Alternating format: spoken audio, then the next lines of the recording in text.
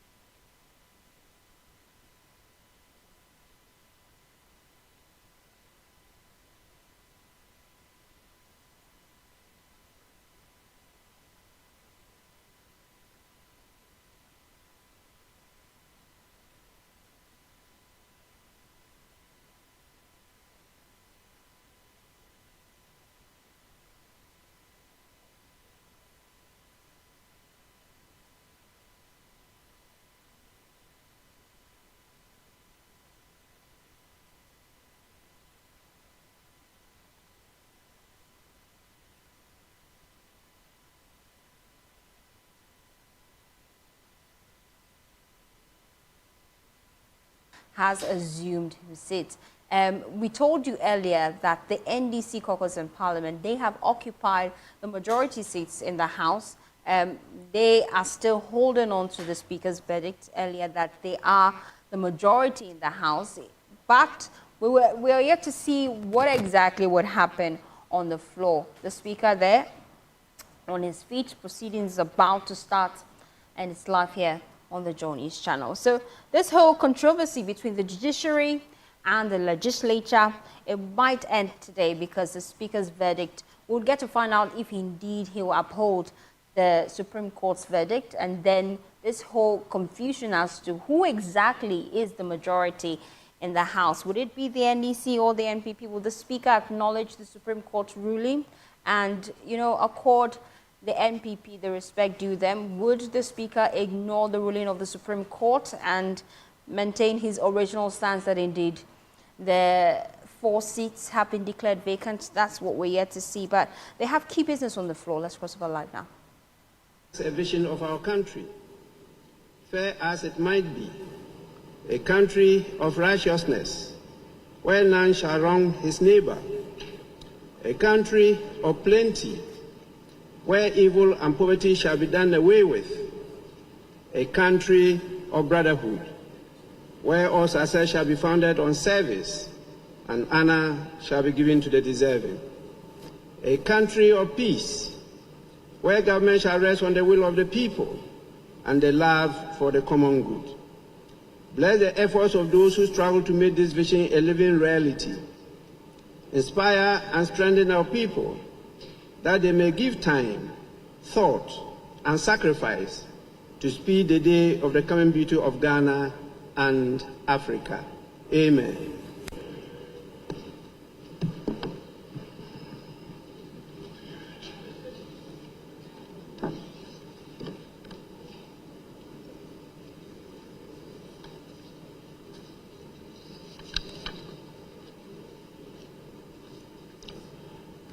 Honourable members,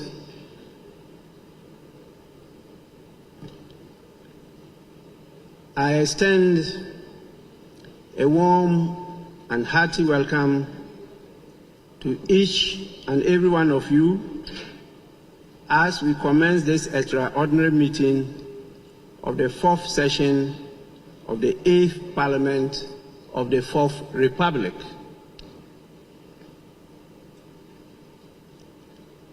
This meeting is a response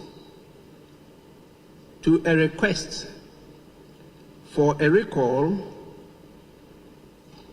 first dated 22nd of October 2024 and the subsequent one dated 24th of October 2024, both pursuant to Article 1123 of the Constitution and Order 53 of the Standing Orders of Parliament. Both requests were signed by more than the constitutionally required signatories of 15% of all members of Parliament. The first request entreats the House to deliberate upon and transact urgent government business. And the businesses were tabulated. And from what we had, there were not many, just a few.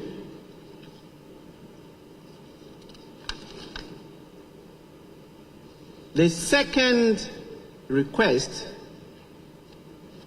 dated 24th, simply added many more items for the consideration of the House. So from the initial request for us to consider 5 items, this second request added 17 more items. And this request came from the MPP members of Parliament, and it was signed on their behalf by the second Deputy Majority Whip, Honorable Alex Tete Joe-Dubois. In fact, both requests were signed by him. Honorable members, I had, under the dictates of the provisions of the Constitution, to issue the summons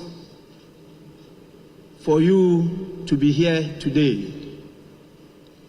And I duly complied with the constitutional provision and got the administration to get the summons published to the notice of all of you. Unfortunately, the signatories who made the request have not shown up, and therefore matters that they wanted us to handle, which are admitted for the consideration of the Business Committee, are not on the order paper, and in fact there's no order paper for today because the Business Committee could not meet due to the absence of the people who requested for the recall. And as you can see, one side of the House is completely empty. In view of this, we have, as usual, got a quorum to sit, but we have no business before us to transact, because the Business Committee, as you know, they prepare a report, and this report is adopted by the House as business agreed by the House to transact during the course of the week. In the absence of that, there is no other authority that can put business before you which you have not adopted to transact. In view of the failure of the Business Committee to sit as a result of the refusal of those who requested for the recall to show up, we are compelled to once again adjourn the sitting of the House. Knowing the challenges we are facing, it is not advisable to be adjourning from day to day. And so I'll proceed once more to adjourn the meeting indefinitely.